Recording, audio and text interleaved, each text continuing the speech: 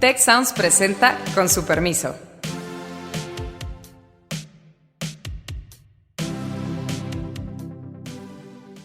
Con su permiso, hoy vamos a hablar sobre la lucha contra la corrupción. No tenemos idea de dónde viene ese dinero, no tenemos idea para qué se usó, no sabemos quién lo dio. Tenemos problemas muy serios de corrupción y sí tenemos problemas muy serios de dinero sucio en las campañas. Tenemos un enredo a la mexicana perfecto, te comenta hasta imágenes, pero al fin y al cabo, pues el juez no ha dado su sentencia porque ni siquiera lo considera como prueba. Si hay actos de corrupción, ojalá que se juzguen, ojalá que con el debido proceso y en cuyo caso se sancione. Soy Beata Wojna y me acompañan hoy Carlos Elizondo, Héctor Villarreal y Alejandro Poiré. Y la verdad es que tengo que comenzar diciendo que una imagen habla más que 1000 palabras y un video sirve a veces más que para un juicio. Esta semana se acaba de revelar un video en el que aparecen 2 exfuncionarios del Senado vinculados al partido PAN recibiendo pues bastante dinero en efectivo. La imagen es el video es muy directamente, muy bueno en este sentido porque refleja esta realidad. Supuestamente dinero que iba a servir para comprar votos para reforma energética, o sea, para que los diputados votaran a favor de la reforma energética. Todo eso obviamente a la raíz de las interrogaciones, las investigaciones a Emilio Lozoya. Mi pregunta es la siguiente: ¿es un parteaguas en la lucha contra la corrupción o nuevamente es el juego político para dañar esta vez a la oposición del PAN justo antes, además, de tan esperada reunión de los gobernadores con el presidente de la República? Recordemos que uno de los participantes, pues hasta hace pocos días, fue el secretario particular del gobernador de Querétaro. Es un parteaguas, un juego político. ¿Cómo lo leen, cómo lo ven mis queridos compañeros de nuestro podcast Con su permiso? Pues yo empezaría por decir que el que se ríe se lleva. Y en esa medida, pues no es tan novedosa esta estrategia. La inauguró por precisamente el Partido Acción Nacional en contra de uno de los aliados de López Obrador hace muchos años, René Bejarano. El famoso video de las ligas, el famoso video de que vinculaba a Carlos Ahumada, en aquel entonces a Rosario Robles, que todavía era parte de ese equipo político, etcétera.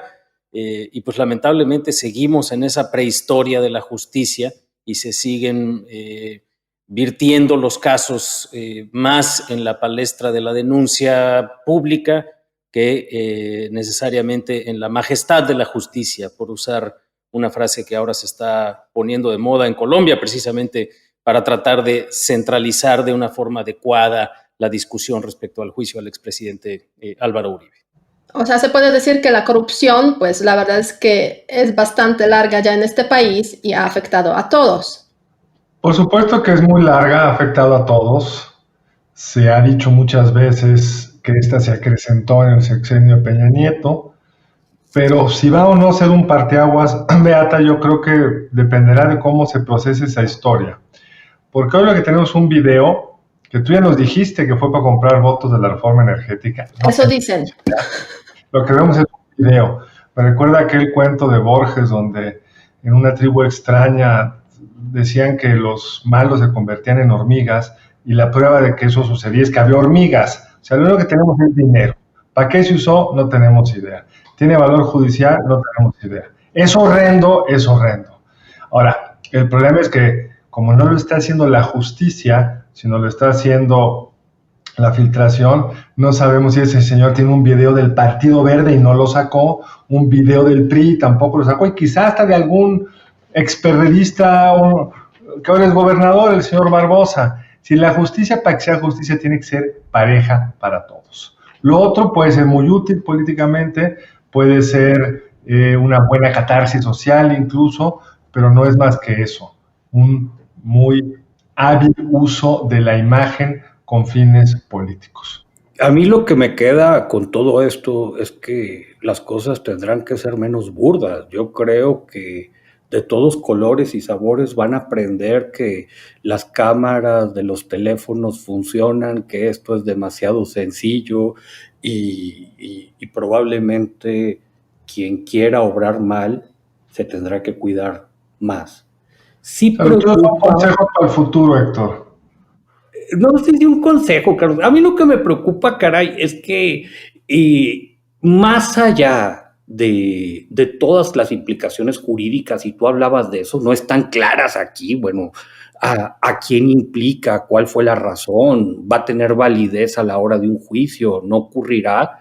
Me parece que nos puede desviar en un momento crítico de muchas discusiones importantes. Y no me gustó que, más allá de la validez o no del video, un presidente que en su conferencia dice los medios no están reproduciendo esto como debe de ser, o como debe ser, aquí está, yo lo puedo hacer, y miren, creo que tendríamos que estar discutiendo otras cosas.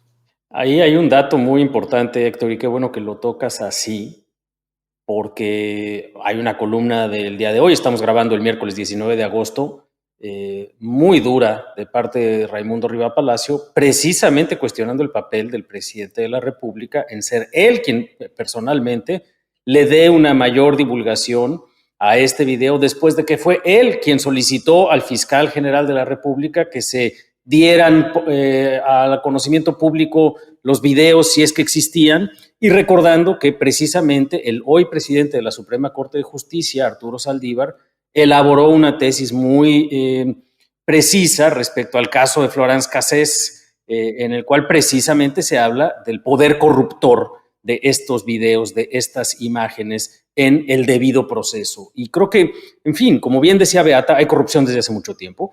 Como señalaba yo, pues estos videos se han utilizado como estrategia política de un lado y de otro desde hace mucho tiempo, pero creo que lo que es trágico en términos de un parteaguas es que en lugar de ser un parteaguas favorable a la justicia y la lucha contra la corrupción, probablemente sea un parteaguas que nos impulse a un mundo aún más profundo en donde no importa la justicia. Lo único que importa es quién fue tan imprudente y tan desaseado y tan burdo para que en las oficinas del Senado les estén sacando esos videos, y en manos de quién están esos videos.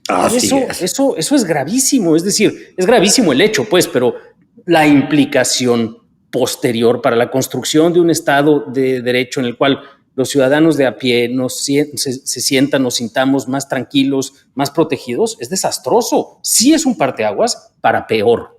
Sí, pero yo creo que en este sentido, o sea, la clave del asunto es obviamente la lucha contra la corrupción, pero que sea una lucha y una justicia, una lucha contra la corrupción de todos y una justicia obviamente para todos pareja, ¿no? Lo que tú has mencionado, Carlos, es la clave del asunto, que desafortunadamente hoy en día pues no estamos en un mundo de esta naturaleza, y aquí pues hace pues justamente este año en enero Transparencia Internacional pues sacó nuevamente su informe pues sobre la percepción de la corrupción, destacando pues esta subida de México en el índice de percepción de la corrupción a mejor, o sea, se han subido 8 lugares a número 130 de 138 más o menos, o sea, se ha frenado la caída y la corrupción, la percepción de la corrupción, pero lo que menciona la Transparencia Internacional, la recomendación es que precisamente van en ese sentido, ¿no? O sea, lo que se debe hacer es que, por ejemplo, la Fiscalía General sea más autónoma e independiente para que no se use casos de lucha contra la corrupción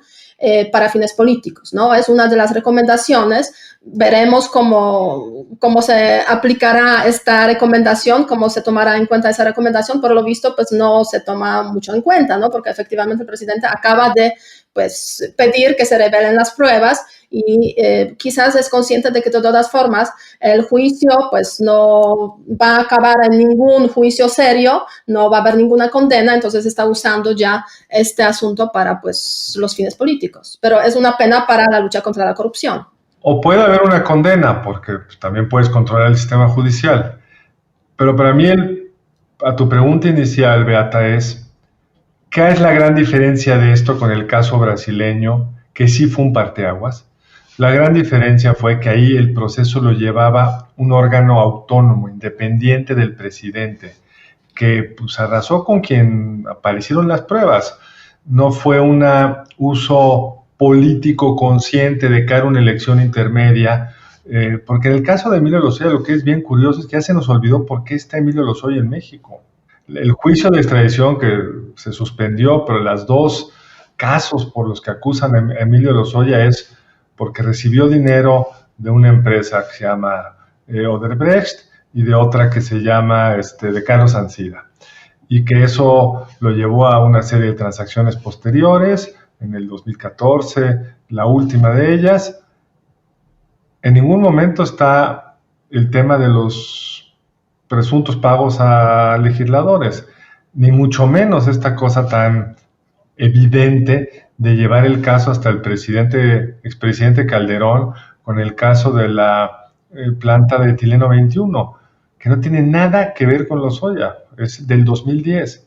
Entonces, es una pena que se desaproveche esta oportunidad para realmente pues, usar los mecanismos de la justicia para que cada quien pague la sanción que tiene que pagar.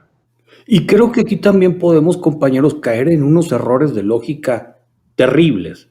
A ver, si hay actos de corrupción, ojalá que se juzguen, ojalá que con el debido proceso y en cuyo caso se sancione.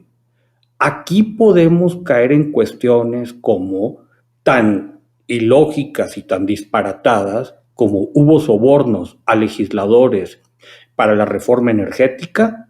Entonces, esto es una prueba fehaciente de que CFE tiene que controlar la red eléctrica o de que Pemex debe ser el único que tenga gasolineras en nuestro país. Cuidado con ese tipo de razonamientos. O sea, creo que sería terrible y hay el riesgo de un retroceso en la materia en nuestro país justificado por un video filtrado. Sí, el silogismo es terrorífico, tienes toda la razón. De hecho, en fin, el día de hoy también el gobernador de Querétaro, Francisco Domínguez, uno de sus colaboradores es quien aparece en los videos, ex colaboradores ahora, le decía al presidente de la República, porque estuvo allá en Querétaro de gira, y decía públicamente, y al presidente algo así que también retaba un poco el silogismo de este video.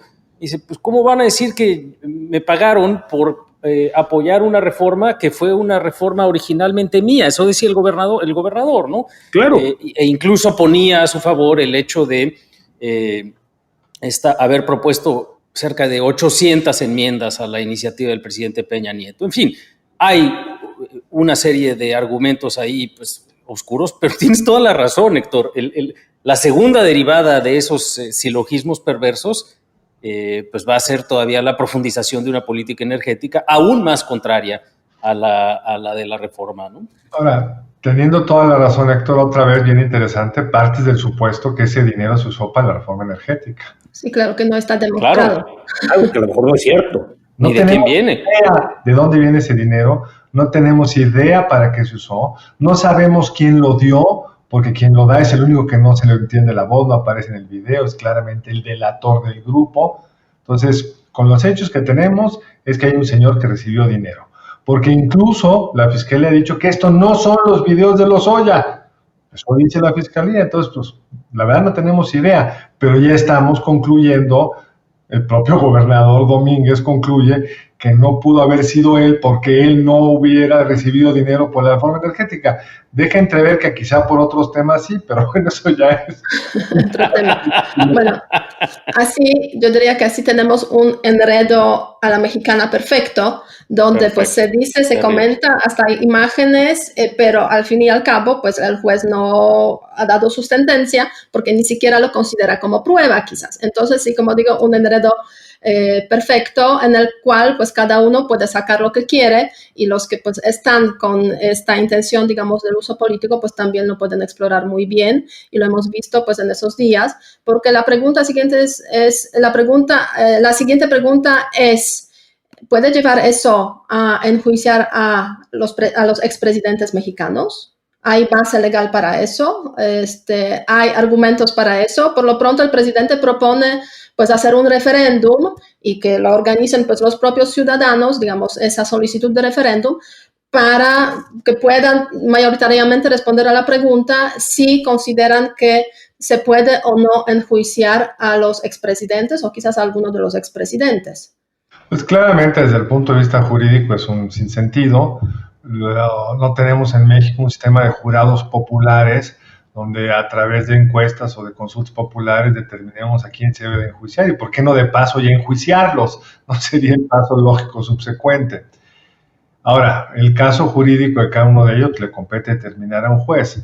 No tengo idea qué pruebas tenga Lozoya respecto a Peña Nieto. Lo que vemos del caso de Calderón, insisto, se ve muy raro. Sí, muy lejano también. Lo que sucedió en el 2010. Hoy la empresa Braskem trae un interesante desmentido, lo publicó La Jornada en primera plana, interesante, donde dice Braskem: nosotros hicimos actos de corrupción, lo confesamos con la justicia de Estados Unidos, pero solo en Brasil. O sea, nosotros, Braskem, no hicimos nada en México. Somos corruptos, pero no hicimos nada en México. Y luego explica pues, la naturaleza de esta transacción, que fue una suerte de concurso. El precio de descuento es un precio que se utilizaba en otras transacciones parecidas. Pero es bien interesante que desde la lógica del presidente, el mero hecho de que haya habido una pérdida para Pemex de esta transacción presupone un acto de corrupción y no un negocio que falló, como fallan tantas veces los negocios. En este contexto yo creo que es interesante recordar también que tú, como Carlos mencionas, o sea, la empresa Braskem solamente corrompió, pero en otras partes, no necesariamente en México. Ahora bien, estamos viendo prácticamente hasta hace poco, hemos estado viendo que fue Brasil el país que, digamos, más hizo en el contexto de lucha contra corrupción en el caso de Odebrecht, con prácticamente 3 presidentes, 2 presidentes y un vicepresidente en proceso o enjuiciados. En Perú hubo 4, o sea, 1 que tuvo que renunciar y 3 expresidentes involucrados.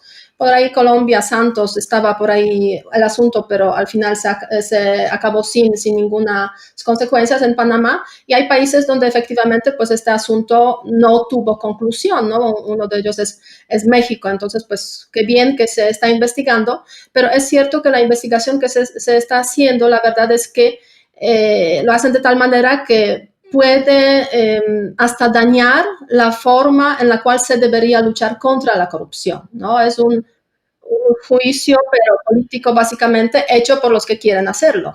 Es que ese es el riesgo y ese es el problema y eso, para mí eso es lo grave de todo este asunto, porque sí tenemos problemas muy serios de corrupción y sí tenemos problemas muy serios de dinero sucio en las campañas y podemos hablar de eso en un momento más. Pero esta es la peor forma de entrarle al tema. Esa es la realidad, porque es parte explícita de la estrategia, Alejandro, de un gobierno para no perder tanto en las elecciones intermedias. Lo mencionábamos la vez pasada que hablamos de encuestas de popularidad. La única expectativa, la única narrativa, y de hecho pues nos tiene hablando a todos de ello, que tiene el gobierno y su partido es el combate a la corrupción. Y entonces la respuesta a tu pregunta, Beata, de si van a enjuiciar a un expresidente o a otro, pues va a estar 100% en la estrategia del cálculo político de un gobierno con un partido apabullado por malos resultados en salud, en economía, etcétera, y de un fiscal que es autónomo, pues solamente aparentemente de nombre. Es parte de esa estrategia. No puede ser así. Tendría que ser sobre los hechos, sobre casos concretos y en esa medida, pues, ir construyendo en efecto un régimen de rendición de cuentas que sí nos hace falta. Y caiga quien caiga. Porque claro. Lo que es claro es que las baterías están enfocadas hacia un partido, el PAN. Sí, pareciera estar muy sesgado esto contra el PAN. Ahora, yo quiero mencionar un par de cosas. A ver, es que a mí esto de los juicios populares me parece que es el arranque de la campaña a pensar en 2021 y que se puede alargar muchísimo y sin ningún sustento, pero lo puedes subir a tu conveniencia. Miren, ya viene el juicio a los presidentes y se hace un foro y todo, y va a ser un tema que de naturaleza es muy ruidoso. Y yo creo que lo que vimos ayer tampoco es una coincidencia. Hoy hay una reunión importantísima del presidente con la CONAGO y había temas que eran candentes, caray, o sea, se tenía que discutir Insabi, se tenía que discutir un fondo de estabilización que se va a vaciar en el año, se tenía que discutir qué iba a ocurrir con la caída de las participaciones, estaban todos estos temas. ¿Qué se va a discutir el día de hoy? El video de ayer. Entonces, ¿fue coincidencia? No lo creo. Sí, no, sin duda, o sea, es un látigo que ha sacado el presidente por ahí para neutralizar a uno de los gobernadores, precisamente para enseñar también que pues si los demás saltan demasiado, pues igual puede usar nuevamente el látigo, ¿no? Para castigar, a través de este tipo, digamos, de instrumentos que están por ahí quizás al alcance. O sea, no sabemos efectivamente quiénes estaban ahí y cuántos videos más hay en el bolsillo. Pero lo que parece terrible acá para ellos es que pues el video es como que lo filtraron entre cuates, porque no es el momento de la entrega del dinero, es como cuando lo están contando ellos. ¿Quién es el que entregó el video? ¿Realmente estaba ahí la gente de Lozoya? Pues no sé, quizá no tengo la más remota idea. Pero a lo que voy es, pues todo mundo, todos aquellos que han recibido dinero, que tristemente, como decía Alejandro, sabemos que en las campañas se mueve mucho dinero, en la de todos los partidos. Hay un muy buen texto de Luis Carlos Ugalde y María Amparo Casar que trata de mencionar de qué estamos hablando. Es una cantidad absurdamente grande que afecta incluso el nivel de efectivo en la economía, de acuerdo a los cálculos que ellos hicieron. Pues entonces todos van a estar asustadísimos porque han de ser pocos los que no han pasado por ahí. Tan son pocos que, como decías tú, Alejandro, pues el primer escándalo de esto fue de un empleado del López Obrador. Ahora bien, o sea, eso debería desanimarnos a promover la lucha contra la corrupción, porque vemos que el gobierno quizás no, en el caso del gobierno quizás no es su más fuerte, o sea, hay un uso político claramente. O sea, la corrupción pues cuesta a este país, ¿no? O sea, hay diferentes cálculos, entre 5 o 10% del PIB, cuesta en muchos sentidos, en muchas dimensiones. O sea, ¿quién debería tomar esa bandera de la lucha contra la corrupción? O sea, no sé si los empresarios quizás son los que pues deberían reclamarlo y ser más presentes, o si no lo toma el gobierno central, pues nadie lo va a hacer, ¿no? No, mira, yo creo que ahí hay un tema muy importante y es que se ha trabajado mucho en el asunto, con mucha resistencia de muchos actores y de manera todavía un poco superficial, para ser francos. En el sexenio pasado, el presidente Peña Nieto resistió hasta el final la creación de un sistema nacional anticorrupción. Finalmente accedieron a regañadientes, con muchas limitaciones. Acabó siendo un sistema probablemente demasiado abigarrado y churrijeresco quedó en su formación y que, por supuesto, no acabó de tener consolidación el sexenio pasado y que López Obrador ha ignorado olímpicamente. Pero también es cierto que hay algunas causas de la corrupción política que están muy bien identificadas y que hay una coalición perfecta que impide que se muevan y hay que seguir hablando de ellas. Y es justamente el financiamiento de campañas. Con esta lógica originaria de la transición a la democracia, de que había que sacar al PRI del financiamiento gubernamental y entonces había que llenar a los partidos políticos, todos, opositores también, empezando por ahí, de financiamiento público muy amplio y limitar la corrupción posible que venía del financiamiento privado. En esa lógica tenemos topes de contribución a los partidos políticos muy chiquitos por parte de los privados, topes de gasto de campaña relativamente pequeños incluso, y hay una gran cantidad de dinero que de todas maneras utilizan los partidos y candidatos de todos los colores para hacer sus campañas. Y eso lo hacen en contubernio con empresarios que o esperan de una forma, vamos a decir, entre comillas, altruista, que sean buenos gobernantes, o esperan contratos muy específicos para después. Y en esa medida todo el mundo está metido en eso. No cabe duda que el tema, digamos, del financiamiento de los partidos es uno de los elementos pues, sustanciales cuando hablamos de la corrupción, pero por otra parte, pues yo creo que también el tema de las instituciones gubernamentales, cómo funcionan y cómo se pagan por los servicios, ¿no? En ese sentido, yo creo que hay algunos ejemplos buenos, interesantes a destacar aquí. Hace poco se despidieron a más de 1,000 funcionarios del Instituto Nacional de Migración porque estaban en una trama, o sea, más de 1,000 personas, estaban en una trama de corrupción, cobrando por las fichas para recibir las citas en el Instituto Nacional de Migración. O sea, qué bien que se elimina